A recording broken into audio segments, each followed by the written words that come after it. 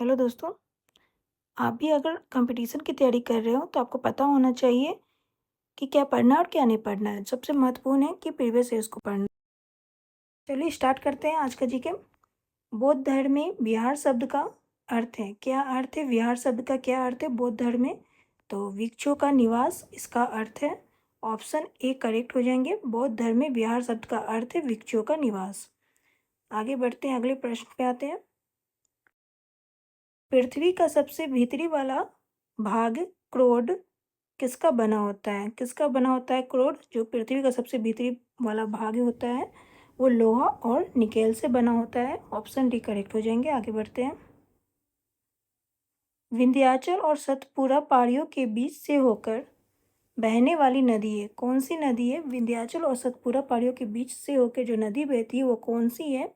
तो नर्मदा नदी है। ऑप्शन ए करेक्ट हो जाएंगे। आगे बढ़ते हैं, अगले प्रश्न पे आते हैं। विश्व पृथ्वी दिवस हर साल कब मनाया जाता है?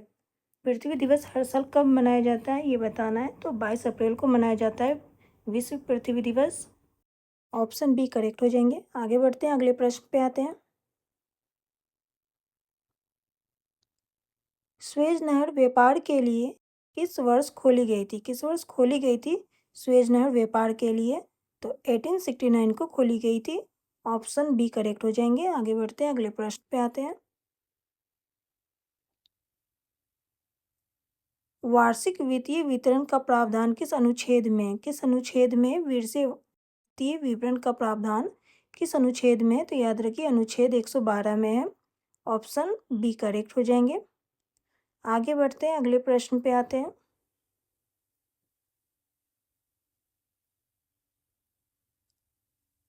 ऋग्वैदिक काल में परिवार के मुखिया को क्या नाम दिया गया है? ऋग्वैदिक काल में परिवार के मुखिया को क्या कहा जाता था? तो कुलापास कहा जाता था मुखिया को ऋग्वैदिक काल में। ऑप्शन सी करेक्ट हो जाएंगे। ऋग्वैदिक काल में परिवार के जो मुखिया होते थे उसे कुलापास कहा जाता था। आगे बढ़ते हैं। नील दर्पण बंगाली नाटक के लेखक कौन है? नील दर्पण जो बंगाली नाटक है उसके लेखक कौन है? तो याद रखिए दीनबंधु मित्र है। ऑप्शन बी करेक्ट हो जाएंगे। आगे बढ़ते हैं, अगले प्रश्न पे आते हैं।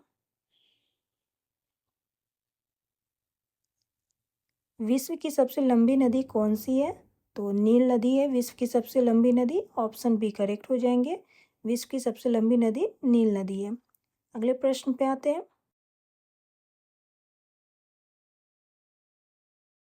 लोसांग एक उत्सव है जो मनाया जाता है। लोसांग उत्सव कहाँ मनाया जाता है? तो यह मनाया जाता है सिक्किम में। ऑप्शन ए करेक्ट हो जाएंगे। आगे बढ़ते हैं, अगले प्रश्न पे आते हैं। बाबूजी के नाम से किस व्यक्ति को जाना जाता है? किस व्यक्ति को जाना जाता है बाबूजी के नाम से? मतलब किस व्यक्ति का उपनाम है बाबूजी? तो जगजीवन राम का नाम है। ऑप्शन ए करेक्ट हो जाएंगे। आगे बढ़ते हैं, अगले प्रश्न पे आते हैं। भारतीय संविधान कब लागू हुआ था? कब लागू हुआ था भारतीय संविधान? तो याद रखिए 26 जनवरी 1950 को हुआ था भारतीय संविधान लागू। ऑप्शन बी करेक्ट हो जाएंगे। आगे बढ़ते हैं, अगले प्रश्न पे आते हैं। मक्का मस्जिद हैदराबाद को किसके द्वारा पूरा किया गया था? मक्का मस्जिद जो हैदराबाद में है इसको किसके द्वारा पूरा किया गया था? तो औरंगजेब के द्वारा पूरा किया गया था। ऑप्शन डी करेक्ट हो जाएंगे। आगे बढ़ते हैं, अगले प्रश्न पे आते हैं। सार्क के सदस्य देशों की संख्या कितनी है?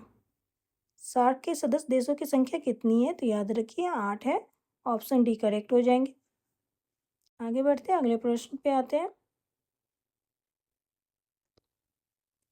इंदिरा गांधी अंतर्राष्ट्रीय हवाई अड्डा कहाँ स्थित है? इंदिरा गांधी अंतर्राष्ट्रीय हवाई अड्डा कहाँ स्थित है? तो याद रखिए यह स्थित है दिल्ली में। ऑप्शन ए करेक्ट हो जाएंगे। आगे बढ़ते हैं, अगले प्रश्न पे आते हैं। देव समाज का संस्थापक कौन है? देव समाज का संस्थापक कौन है? तो शिव नारायण अग्निहोत्री है देव समाज के संस्थापक। ऑप्शन सी करेक्ट हो जाएंगे। आगे बढ़ते हैं, अगले प्रश्न पे आते हैं।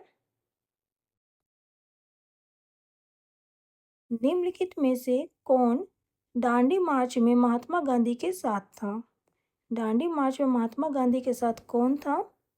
तो बेब मिलर थे। ऑप्शन बी करेक्ट हो जाएंगे।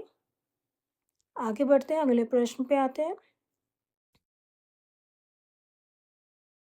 भारतीय संविधान की 8वीं अनुसूची में कितनी भाषाएं सम्मिलित है? कितनी भाषाएं सम्मिलित है भारतीय संविधान की 8वीं अनुसूची में? तो याद रखिए 24 भाषाएं हैं सम्मिलित है। ऑप्शन डी करेक्ट हो जाएंगे। भारतीय संविधान की 8वीं अनुसूची में 24 भाषाएं सम्मिलित है।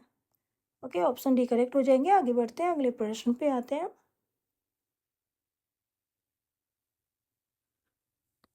अंडमान और निकोबार का न्यायालय किस उच्च न्यायालय के अंतर्गत आता है? तो याद रखिए कोलकाता न्यायालय के अंतर्गत आता है अंडमान और निकोबार का न्यायालय। ऑप्शन बी करेक्ट हो जाएंगे। आगे बढ़ते हैं, अगले प्रश्न पे आते हैं।